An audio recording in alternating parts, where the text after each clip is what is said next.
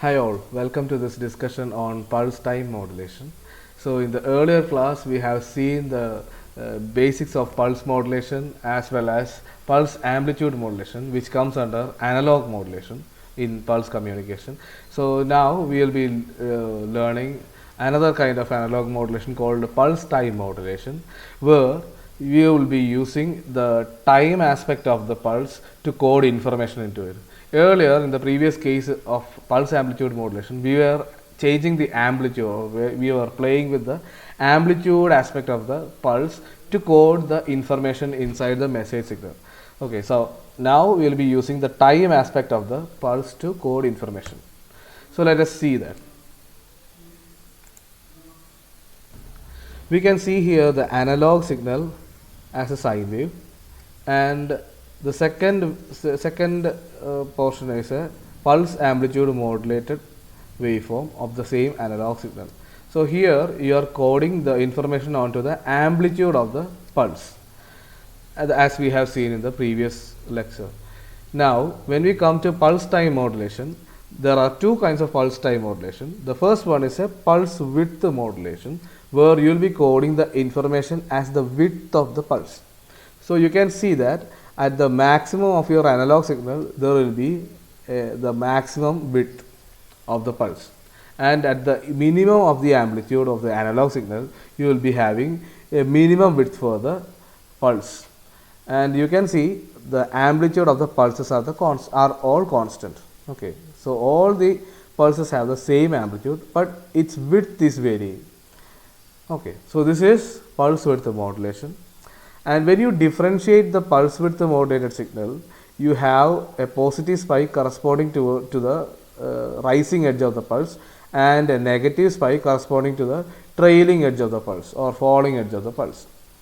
And the time distance between the rising edge and its corresponding falling edge will give you the information content at that particular instant in the analog signal. So you will see that the time distance at the maximum will give you a time delay which is maximum in your pulse position modulated signal. So these positive spikes are all called a reference from which the actual data pulse is being evaluated. So the time delay between the reference and its corresponding negative spike will give you the information. So here you can see that here the amplitude is less. I mean the time delay or the time distance is much less. That corresponds to the minimum of the analog signal. So this is how pulse position modulation is done. Now let us discuss the pulse width modulation generation. So you can make pulse width modulated signals by using a core device called a comparator, where it has two inputs, a positive input and a negative input, and it has an output which generates the pulse width modulated signal corresponding to the modulating signal given at the positive input, and the carrier is given through the negative input. What basically the comparator does is that it compares the voltage at the positive input and negative input. Suppose the voltage at the positive input is higher than the voltage at the negative input, then it gives a high level or on time. Okay, on portion of the pulse. So this is the on portion of the pulse. And suppose the voltage at the positive input is lesser than the voltage at the negative input, then the output will be at an off state. So it is between on state and off state. There are no intermediate states for the comparator output. So it will be either at the on state or at the off state, depending upon the voltage of the modulating signal at that instant. So that is compared with the carrier here. So whenever the voltage of the modulating signal is higher than the carrier, then the output will be at on state, and whenever it is lower than the carrier, then it will be at off state. Now for simplicity, we will not be using the sine wave here for modulating signal. We can use a DC signal here. So when I am considering the DC signal, this red line, let me represent that DC with this red line. So this red line represents our DC signal, and this blue line represents the carrier that we are going to use. So carrier in this case is a sawtooth waveform or ramp waveform. Okay. So there are instances where your modulating signal is higher than the ramp signal or the carrier signal. That is, the red color signal is higher than the blue color signal. For instance, in this case. So you can see that at those times the output of the comparator will be high. And there are instances where your modulating signal, that is the red color line, is lesser than the carrier signal, that is the blue colored line. So in those cases, the output will be at an off state. Okay. So this is how pulse width modulation is generated. If you take this red colored line slightly upwards, then the width of the positive side will increase and the width of the negative side will decrease. Okay. Similarly, when you take this red colored line downwards, then the width of the positive will decrease and the width of the negative or the off state will increase. So it is a play between on state and off state, so that the on state plus off state is equal to a constant. Okay. So the time period is a constant. Keeping the time period a constant, you can adjust the on state so that off state is complementary to that. Okay. So the time period in effect is a constant. Suppose if I am considering a bell-shaped curve, then the pulse width modulation will be like this. It will be having a maximum width at the highest point in the curve and the minimum width at the lowest voltage at the curve of the curve. Okay. So this is how pulse width modulation is generated. And of course the amplitudes are the same. So let me write it down here. On time plus off time equal to constant. So this is your time period. By balancing on time and off time, your time period can be made constant. So that is the essence of pulse width modulation generation. Now let us consider the demodulation of a pulse width modulated signal. So in order to do that, we need to have a segment of circuit called RC integrator. So here I have shown a two-stage RC integrator. We have a first RC integrator and a second RC integrator. Together it will be giving a slow varying DC output here. Here I have drawn a pulse width modulation signal, and here you can see that the time period of this PWM wave is 2 milliseconds. So in the first case, in the case of T1, you can see the on time extends from 0 to 1 millisecond and the off time extends from 1 to 2 milliseconds. So it is like a 50% duty cycle. So in the second case, that is in the case of T2, the on time is from 2 to 3.5 milliseconds and off time is from 3.5 to 4 milliseconds.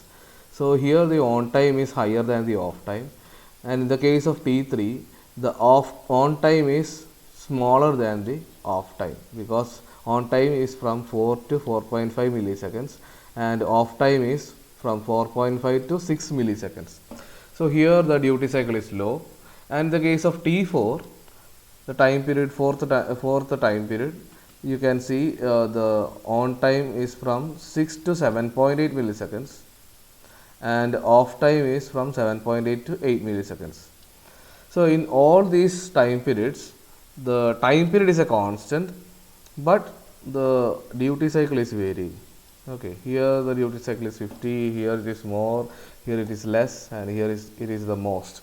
So the duty cycle is changing without changing the time period. Time period is a constant and it is 2 milliseconds. So we need to find out what is the average voltage or the DC voltage of this over a time period in each of these cases. To find out the DC average inside a particular time period, say for instance T1 or in the case of T2, we need to integrate the wave over entire time period and then we divide it with the time period. Okay. So in this case, we will be integrating from 0 to 2 and then it will be divided with 2 milliseconds because that is our time period. So we will start with the T1. So in the case of T1,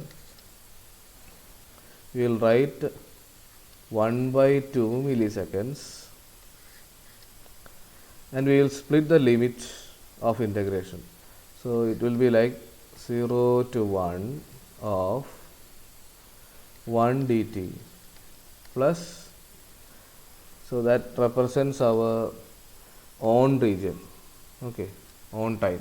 So we are integrating this portion, then we need to integrate this portion. So it will be like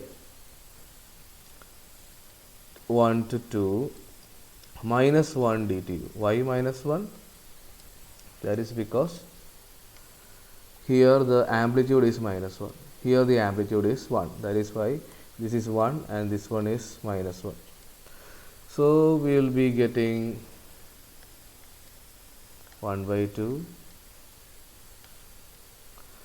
When you apply the limits of integration, you will get 1 minus 0, minus 1, minus 2 plus 1. That's it.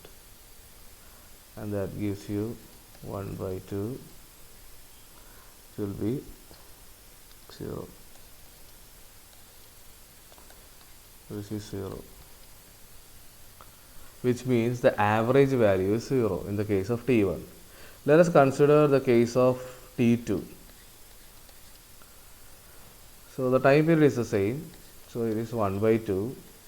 The limit of integration is like from 2 to 3.5 milliseconds for the positive region or the on region. So it is from 2 to 3.5 for on region, that is 1 dt, and for the off region it is from 3.5 to 4, that is minus 1 dt. 3.5 minus 2 minus 4 plus 3.5. Okay, it should give you 0.5.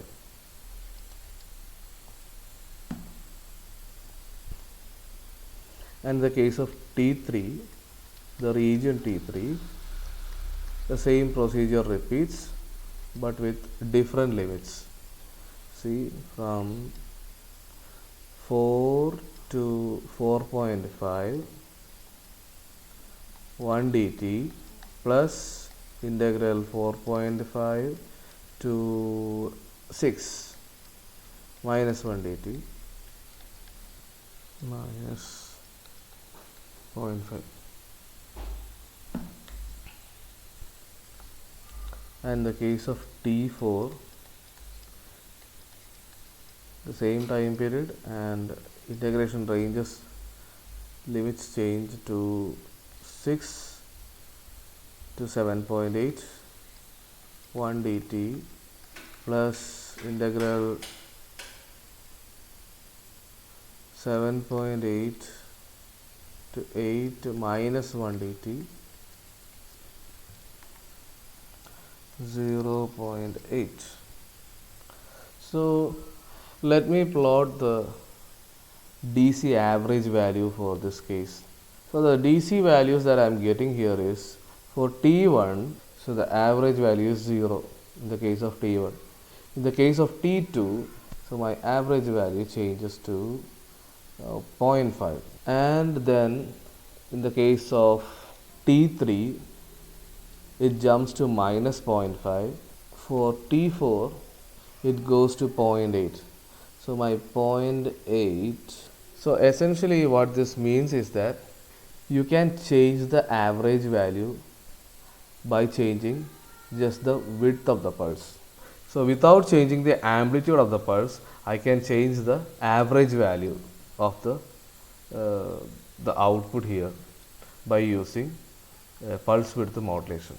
I'll take the midpoints and join. Okay, so this one is the midpoint of this one is the midpoint, here there is a midpoint, here there is a midpoint, and if I join these points, then I will be getting something like this. This is the yellow colored one is the actual waveform that this pulse width modulation signal might be giving us. Thus, this is how we can demodulate a pulse width modulated signal and get the message signal out of it. Okay. So the essence of this is that by varying the width of the pulse, you can change the average value of the waveform. So this is the average value of the waveform. I am just plotting the center of the average values like this. Okay. So if you have a lot of samples, then you will have a smooth curve like this. So any waveform can be represented using the average value of the pulse width modulated signal. So that's about pulse width modulation. Now let us see the pulse position modulation, which comes as the second part of your pulse time modulation, the first being the pulse width modulation.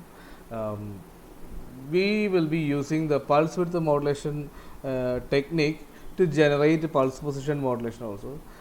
You can see here that you have a sawtooth waveform and the input waveform, which is our modulating signal. What you do is you generate a pulse width modulation. So that is done using this comparator. So this comparator has two inputs, the message signal and the ramp generator. So this comparator will be comparing both these signals and generating a pulse width modulated output. So at the output of this comparator, you will be getting a pulse width modulated signal, PWM signal here. Okay. So that PWM signal is given to a differentiator. So this is a differentiator block. What it does is it differentiates the PWM signal. So this is your PWM signal and it differentiates. So it's not just a simple differentiator, it is also an inverter, which means that whatever is differentiated, it will be multiplied with the -1. Okay. So let us analyze what is happening. So this is the trailing edge of the pulse width modulated signal. Here is the leading edge or the rising edge. So this is the rising edge and this is the falling edge. Usually these spikes should be inverted. Okay. Whenever there is a rising edge, there should be a positive spike. Whenever there is a falling edge, it should be a negative spike.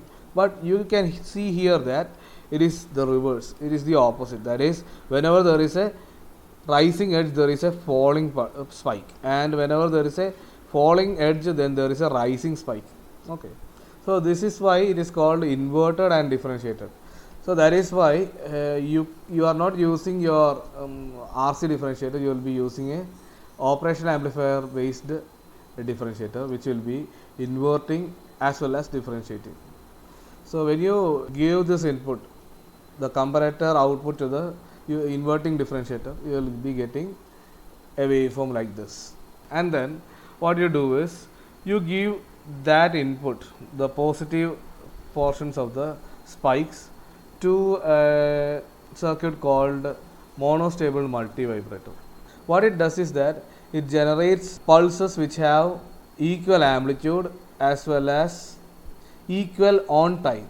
So the on time is a constant, but its relative position is changing. Okay, the relative position with the reference is changing. This is the reference point, and with the reference point, the pulse position will be like here. Okay. So the distance between the reference point and the spike that represents your amplitude of the modulating signal.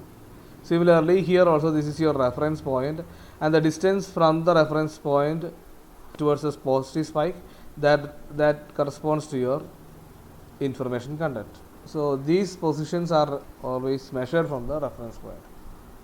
So these positions of the pulses which is measured from the reference point represents our amplitude of the modulating signal at that time. So this is pulse position modulation, and this device is called a monostable multivibrator. That means that it has a stable state and an unstable state. So the stable state is being at the ground state, and it jumps to the unstable state whenever a trigger input is given through this pin. So whenever a trigger input is given, you get an output here, which is a pulse, which has same on time. So the on time for all these pulses are same, but the positions differ, and the positions are depending on these things, these spikes, when the spike is exciting this circuit. Okay. So here you can see there is a pulse corresponding to this spike. Here also there is a pulse corresponding to this spike, another pulse here corresponding to this one, another pulse here corresponding to this one. All these pulses are measured from the negative spike's position. Okay, so there is pulse position modulation and how it can be generated. Now, how can we demodulate the pulse position modulated signal? So for that purpose, we require a device called an SR flip-flop. So this is an edge-triggered SR flip-flop. We will see in fourth semester what is a flip-flop and all. For now, just remember that we just need a flip-flop, a device called flip-flop, where it has two inputs. One is S, the other one is R. If you give a logic high, that is a pulse to the S input, then your output stays at high. And if you give a logic high or a pulse to the R input, the output goes to low and stays like that. Okay, so output voltage goes to 0 whenever you give pulse to the R input, and it goes to high or the highest voltage when you give pulse to S input. So that is how this edge triggered flip flop is working, and we have given clock pulses to the S input and the pulse position modulated input to the R input. Okay, so the clock pulses that we are giving here are used for constructing or sampling the actual analog signal that we used to record. So here I have provided on the left side a pulse position modulated signal. In the case of a sine wave, I have given only a quarter of sine wave, so from 0 to 90 degree. So for 0 to 90 degree, I have around 1, 2, 3, 4, 5, 6, 7 samples for quarter of a wave. Okay, so it will be like 7 into 4, 28 samples per cycle. Okay, so for quarter of a cycle, I have taken 7 samples. Okay, so let me consider this point of the analog signal as the highest point of it and of the sine wave, and it falls down afterwards. I have not completely drawn the entire sine wave, just to show the show how it is working. Okay, so this is our clock pulse. So the time period of the clock pulse is our sampling time, and these are the pulse position modulated signal. So you can see that the amplitude at this point, say the amplitude at this point depends upon the time delay between the green signal and the red signal. Okay, so here also the amplitude at this point is represented by the delay between the green signal and the red signal. So there is a time delay. So here the time delay increases, here drastically increases like this. Okay, so this is the maximum point. Now what we do is we convert this into a pulse width modulation. So this edge triggered flip flop is converting a pulse position modulation signal to a pulse width modulation signal, and afterwards you can use the normal integrator that is used for reconstructing the analog signal from a pulse width modulation signal. So we have the pulse width modulation here. So how you can get the pulse width modulation is by this. So you have the clock pulse going into the S input. So this is our S input. So whenever the clock pulse goes into the S input, then you get an output high. So that is why our PW output is high, and it stays like that until it encounters a high in the R input, or the pulse position modulation becomes high. So here there is a ppm signal coming shortly after the green signal. The red signal is coming, which means the output will go to low. So that is why output goes to low. Then it stays at low. Then it sees the next clock pulse, the green signal, it goes to high because the green signal is entering the S input. So S input is meant for setting the output to logic high. So that is why it goes to logic high. Then it stays like there and until it encounters a reset input at the due to the pulse position modulated signal coming to the reset input. Okay, so then it goes down to the logic low, stays like that. Then it sees the clock and it goes up, stays until the reset input comes in, that is your ppm input. So this is the way you can reconstruct the PWM signal from a ppm and its clock.